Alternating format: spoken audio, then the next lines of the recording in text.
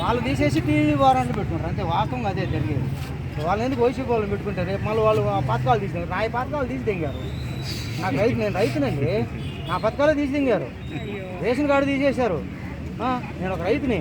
అయితే ఇప్పుడున్న వాళ్ళంటే మళ్ళీ కొత్త వాళ్ళని పెట్టుకుంటారు ఆల్రెడీ అంతే. వాళ్ళు ఎందుకు, వాళ్ళు ఆయన చెప్పాడు కదా విజయసాయిరెడ్డి, మా వైసీపీ వారంటీలు అందరూ మన పార్టీ వాళ్ళే అని చెప్పి ఇప్పుడు టీడీపీ వాళ్ళని పెట్టుకుంటారు అంతే కదా, తేడా ఉండేది అదే.